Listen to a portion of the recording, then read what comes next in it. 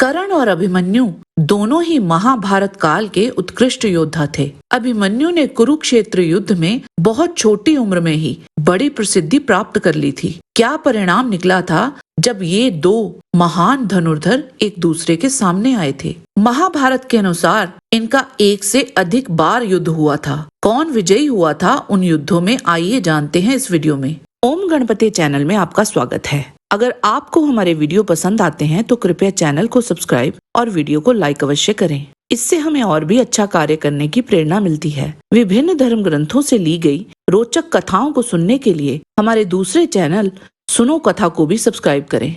द्रोण पर्व के अध्याय 40 के अनुसार अभिमन्यु और कर्ण की पहली मुख्य भिड़ंत तब हुई थी जब अभिमन्यु चक्रव्यूह भेद कर भीतर घुस आए थे। अभिमन्यु ने इससे ठीक पहले दुशासन की दुर्गति कर दी थी, जिस कारण दुशासन को युद्ध छोड़कर भागना पड़ा था। उस समय दुर्योधन ने कर्ण से कहा, कर्ण देखो, वीर दुशासन शत्रु सैनिकों को संतप्त करता हुआ युद्ध में उन्हें मार रहा है।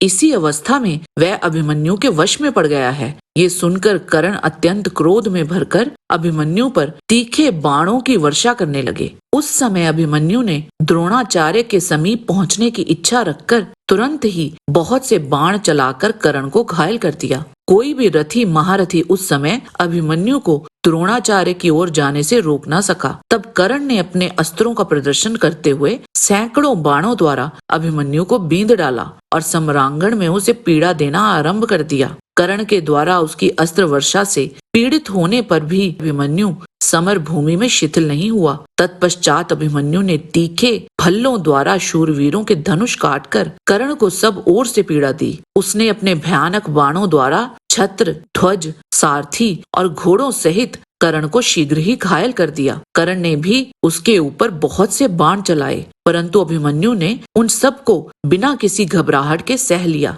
तदंतर 2 ही घड़ी में वीर अभिमन्यु ने एक बाण मारकर कर्ण के ध्वज सहित धनुष को पृथ्वी पर काट गिराया। कर्ण को संकट में पड़ा हुआ देख उसका छोटा भाई धनुष हाथ में लेकर तुरंत ही अभिमन्यु का सामना करने के लिए आ पहुंचा। उसने 10 बाण मारकर दुर्जय वीर अभिमन्यु को छत्र, ध्वजा, सारथी और घोड़ों सहित शीघ्र ही घायल कर दिया। तब अभिमन्यु ने मुस्कुराते हुए अपने धनुष को खींचकर एक ही बाण से कर्ण के भाई का मस्तक धड़ से अलग कर दिया। उसका वह सिर रथ से नीचे पृथ्वी पर गिर पड़ा। अपने भाई को मारा गया देख कर्ण को बड़ी व्यथा हुई। इधर अभिमन्यु ने बाणों द्वारा कर्ण को युद्ध से भगाकर दूसरे महाधनुर्धर वीरों पर तुरंत ही धावा बोल दिया। इससे सारी सेना में भगदड़ मच गई। उस दिन अभिमन्यु के बाणों द्वारा मारे जाते हुए कौरव पक्ष के योद्धाओं में से सिंधुराज जयद्रथ को छोड़कर दूसरा कोई वहां ठहर ना सका। कर्ण और अभिमन्यु की अगली भिड़ंत उसी दिन तब होती है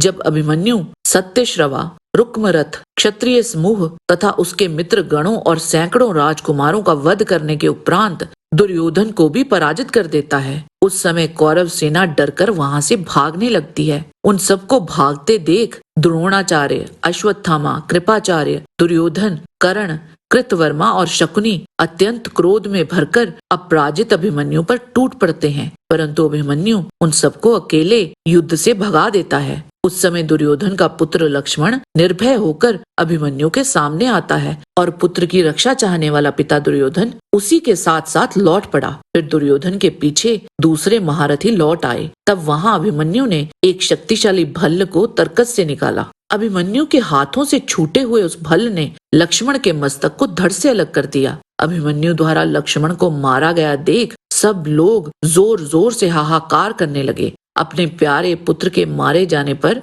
दुर्योधन कुपित हो उठा और समस्त क्षत्रियों से बोला, अहो इस अभिमन्यु को मार डालो। तब द्रोणाचार्य, कृपाचार्य, कर्ण, अश्वत्थामा, बृहदल और कृतवर्मा इन 6 महारथियों ने पुनः अभिमन्यु को घेर लिया। यह देख अभिमन्यु ने अपने पैने बाणों द्वारा उन सबको घायल करके भगा दिया और क्रोध में भरकर बड़े वेग से जयद्रथ की विशाल सेना पर धावा किया। अभिमन्यु जब इस प्रकार जयद्रथ की सेना में प्रवेश करके अपने कुल के अनुरूप पराक्रम प्रकट कर रहा था, उस समय द्रोणाचार्य, कृपाचार्य, कर्ण, अश्वत्थामा, बृहदल और कृतवर्मा इन 6 महारथियों ने उसे चारों ओर से घेर लिया और बाकी कौरव सेना ने राजा युधिष्ठिर पर थावा बोल दिया और तभी उन 6 महारथियों ने वीर अभिमन्यु पर बाण रूपी जल की वर्षा प्रारंभ कर दी। परंतु अभिमन्यु ने संपूर्ण विद्याओं में प्रवीण उन समस्त महाधनुर्धरों को रणक्षेत्र में अपने बाणों द्वारा स्तब्ध कर दिया।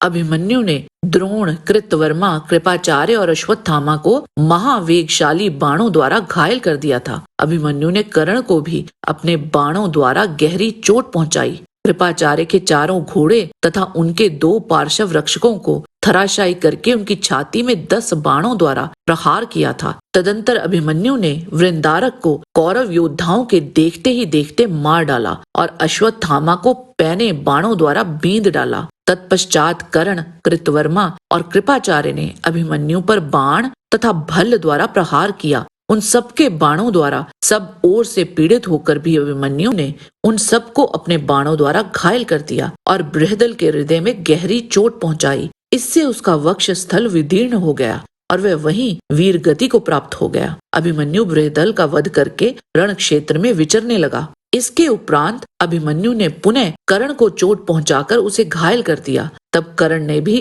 अभिमन्यु को उतने ही बाणों से बींध डाला। फिर क्रोध में भरे हुए अभिमन्यु ने कर्ण को बाणों से क्षत विक्षित कर दिया। तदंतर अभिमन्यु ने कर्ण के 6 शूरवीर मंत्रियों को उनके घोड़े, सारथी, रथ तथा ध्वज सहित मार डाला। इसी प्रकार उसने मगध राज के पुत्र अश्वकेतु को 6 बाणों द्वारा मारकर उसे घोड़ों और सारथी सहित रथ से नीचे गिरा दिया। तब दुर्योधन बोला, इससे पहले कि ये एक एक के साथ युद्ध करके हमें मारे, हम सब लोग मिलकर इस अभिमन्यु को मथ डालें। तदंतर कर्ण ने रण क्षेत्र में पुनः द्रोणाचार्य जी से पूछा, आचार्य, अभिमन्यु हम लोगों को मार डाले, इससे पहले ही हमें शीघ्र ये बताइए कि इसका वध किस प्रकार होगा। आचार्य, मैं अभिमन्यु के बाणों से पीड़ित होता हुआ भी केवल इसीलिए यहाँ खड़ा हूँ कि युद्ध के मैदान में डटे रहना ही क्षत्रिय का धर्म है। कुमार अभिमन्यु के ये अत्यंत दारुण और अग्नि के समान तेजस्वी घोर बाण आज मेरे वक्ष स्थल को विदीर्ण किए देते हैं। ये सुनकर द्रोणाचार्य कर्ण से बोले, कर्ण, अभिमन्यु का कवच अभेद्य है। मैंने इसके पिता को कवच धारण करने की विधि बताई है। ये वीर कुमार निश्चय ही वह सारी विधि जानता है, परंतु मनोयोग पूर्वक चलाए हुए बाणों से इसके धनुष और प्रत्यंचा को काटा जा सकता है। साथ ही इसके घोड़ों को और दोनों पार्श्व रक्षकों को भी नष्ट किया जा सकता है। राधा पुत्र, यदि कर सको तो यही करो। अभिमन्यु को युद्ध से विमुख करके इसके ऊपर प्रहार करो। वहां गुरु द्रोण के सुझाव पर कर्ण ने बड़ी उतावली के साथ अपने बाणों द्वारा अभिमन्यु के धनुष को काट दिया।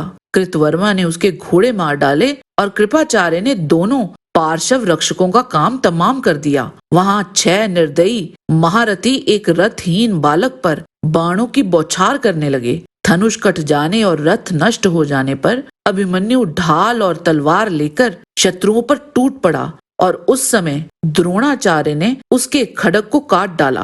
कर्ण ने अपने बाणों द्वारा उसके ढाल के टुकड़े टुकड़े कर डाले।